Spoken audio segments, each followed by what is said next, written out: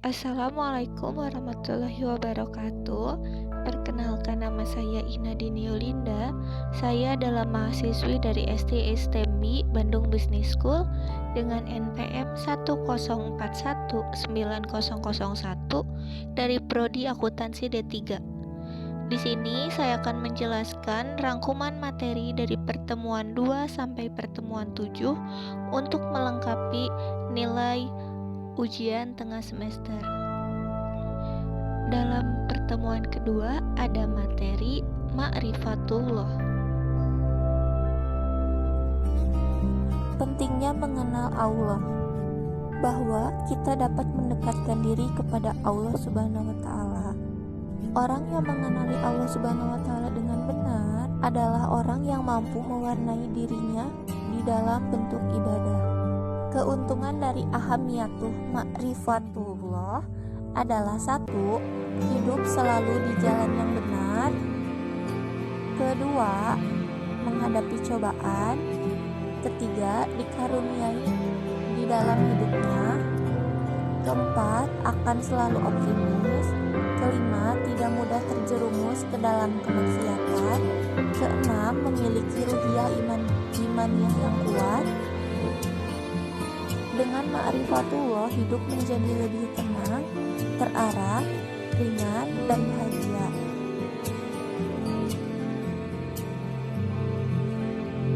Sebaliknya, jika kita jauh dari Allah Subhanahu wa Ta'ala, hidup akan terasa lebih berat, sempit, sengsara, dan tenggelam di dalam dosa. Quran Surat Toha 124. Selanjutnya ada materi At-Thoriq ila Ma'rifatullah atau cara menuju Ma'rifatullah. Ma'rifatullah berasal dari dua kata, ma'rifat dan Allah. Secara singkat, Ma'rifatullah adalah mengenal Allah.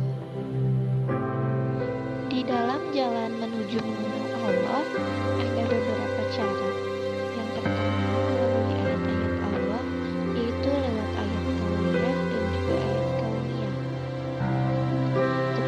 Kedua, ada dengan metode Islam. Yang pertama dengan nakal dan akal. Yang kedua adalah menerkam. Cara ketiga adalah melalui metode selain Islam. Pertama, adanya dugaan dan hawa nafsu. Lalu ragu-ragu dan juga berakibat kufur. Lalu ada materi dari pertemuan keempat, yaitu tentang Al-Manawi min Ma'rifatullah atau penghalang-penghalang mengenal Allah. Secara garis besar, terdapat dua hal yang menghalangi manusia dalam mengenal Allah. Pertama, maradus syahwat atau yang berkaitan dengan penyakit hati berupa nafsu dan kesenangan serta perilaku yang tidak terpuji. Yang kedua, ada maradus syubhat atau berbagai hal yang menimbulkan keraguan, lebih banyak berkaitan dengan masalah akal dan logika. Materi pertemuan kelima yaitu al-adilah ala wujudillah. Seseorang yang mengaku muslim sudah sepantasnya mengenal Tuhannya dengan baik, yaitu Allah Subhanahu wa Ta'ala. Seseorang yang mengenal Allah dengan baik, pasti ia akan tahu tujuannya ia diciptakan di muka bumi, dan ia akan tahu untuk apa hidupnya di dunia ini, serta ia mampu setiap waktu dilalui semata-mata hanya untuk beribadah kepada Allah. Di dalam materi kelima ini akan difokuskan kepada mengenali Allah melalui bukti-bukti keberadaan Allah. Yang pertama ada ad-dalilul fitri atau dalil fitrah. Fitrah adalah sifat ajasi atau dasar yang masih murni, yang belum terpengaruh oleh faktor-faktor eksternal. Kedua, ada ad-dalilul hissi atau dalil yang dapat melalui indera. Bukti-bukti keberadaan Allah Ta'ala yang dapat dilihat, dirasai, ataupun disentuh oleh indera manusia biasanya berupa kejadian luar biasa yang terjadi di tengah-tengah umat manusia. Di antaranya adalah mukjizat para nabi dan rasul yang telah disaksikan oleh manusia. Ketiga, ada dalilul akli atau dalil yang dapat oleh akal. Bukti rasional atau bukti akal yang digunakan untuk merenungkan keadaan diri manusia, alam semesta, dia dapat membuktikan dengan adanya Tuhan. Di antara langkah yang bisa ditempuh untuk membuktikan adanya Tuhan adalah melalui beberapa teori. Pertama, adanya teori sebab. Kedua, adanya teori keteraturan. Lalu yang keempat ada dalilul nakli. Dalil nakli adalah dalil pembuktian akan keberadaan dengan merujuk petunjuk kitab suci. Kelima, ada dalilul tarik atau dalil sejarah. Seluruh dalil-dalil ini jika kita kaji dan kita dalami akan membimbing kita kepada al-makrifatu bi azumatillah atau pengetahuan dan pengenalan pada keagungan Allah Ta'ala yang akan mengokohkan sikap tauhidullah wahdah, mengisahkan Allah semata. Materi selanjutnya yaitu materi pertemuan ke-6 adalah tauhidullah atau mengisahkan Allah. Tauhidullah. Tauhid secara bahasa Arab merupakan bentuk masdar dari fi'il wahada yuwahidu dengan huruf ha ditasydid yang artinya menjadikan sesuatu hanya satu saja.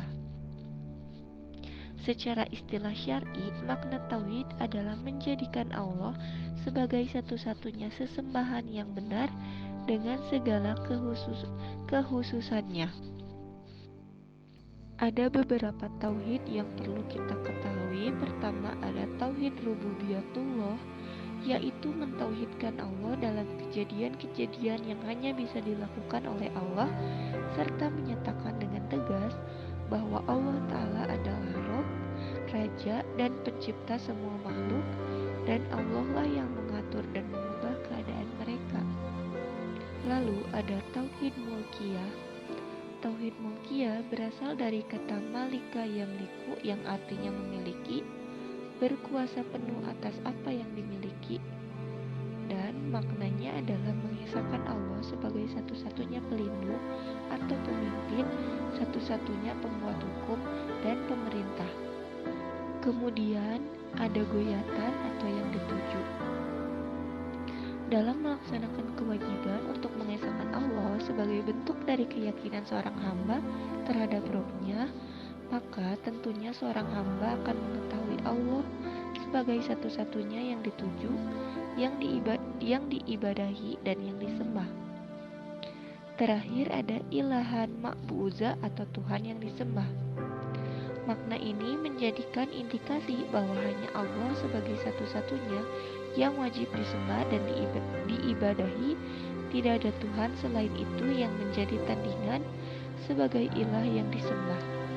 Materi terakhir yaitu pertemuan ketujuh adalah al-hayah bi zilali tauhid atau hidup di bawah naungan tauhid. Hidup mulia hanya akan diraih apabila seseorang hanya berwala kepada satu Tuhan yang maha sempurna, yaitu Allah Subhanahu wa Ta'ala, dan dengan pemahaman akidah yang benar dan sesuai dengan yang diajarkan oleh Rasulullah tentang zat. Zat Allah Ta'ala adalah zat yang maha sempurna. Dia berbeda dengan semua makhluk ciptaannya, tidak ada sesuatu pun yang setara dengannya.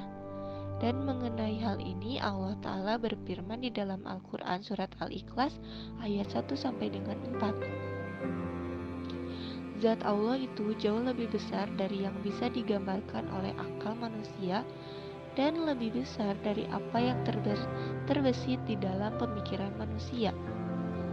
Setelah zat, kemudian ada sifat, ada nama-nama, dan juga ada af'al atau perbuatan.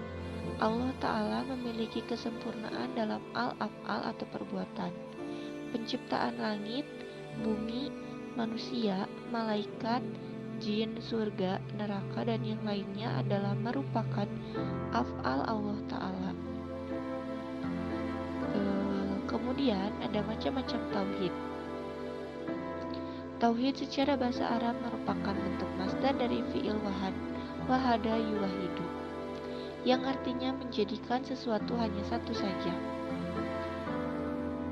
Macam-macam tauhid. Pertama ada asma wa sifat, yakni meyakini bahwa hanya Allah Ta'ala yang memiliki nama-nama dan sifat-sifat yang sempurna. Tidak ada yang serupa dengannya sebagaimana yang Dia tetapkan pada dirinya di dalam Al-Quran atau disebutkan di dalam hadis Rasulullah Shallallahu Alaihi Wasallam sesuai dengan yang layak bagi Allah, tanpa tahrif, taktil, takyif, dan tanpa tamsil. Kedua ada rububiyah, yaitu mentauhidkan Allah dalam kejadian-kejadian yang hanya bisa dilakukan oleh Allah, serta menyatakan dengan tegas bahwa Allah Ta'ala adalah Rabb, Raja, dan pencipta semua makhluk. Ketiga ada mulkiyah, yakni mengesahkan Allah sebagai satu-satunya pemimpin, pelindung, dan yang berhak menetapkan aturan atau hukum. Lalu ada uluhiyah, yakni pengesahan Allah dalam ibadah, yang bahwasanya hanya Allah satu-satunya yang berhak diibadahi. Kemudian ada rangkuman kalimat la ilaha illallah. Sikap ketauhidan sebagaimana disebut dalam satu kalimat la ilaha illallah atau tiada ilah selain Allah. Inti dari kalimat ini adalah ikhlas, yakni melepaskan diri dan menjauhi taghut dan beribadah hanya kepada Allah saja. Dalam istilah akidah disebut al-wala wal bara. Maka seorang muslim yang hidup di bawah naungan tauhid adalah mereka yang menjadikan Allah sebagai mahbuban atau yang dicinta, Allah Ta'ala sebagai roban maksyudan atau Tuhan yang dituju, menjadikan Allah sebagai malikan muta'at, raja yang ditaati, dan menjadikan Allah sebagai ilahan ma'budan atau Tuhan yang disembah. Lalu ada mencapai kehidupan baik. Kehidupan yang baik ini di dunia dan di akhirat, yang mana di dunia mendapatkan kenikmatan dan kebahagiaan, di akhirat mendapatkan syurga, ridho Allah, dan dapat melihat Allah. Dan dengan hidup di bawah naungan tauhid seperti itu, manusia akan terbimbing ke arah hayatun thayyibah atau kehidupan yang lebih baik. Dan mungkin cukup sekian yang dapat saya sampaikan mengenai materi dari pertemuan kedua hingga pertemuan ketujuh. Mohon maaf apabila ada kesalahan kata. Wassalamualaikum warahmatullahi wabarakatuh.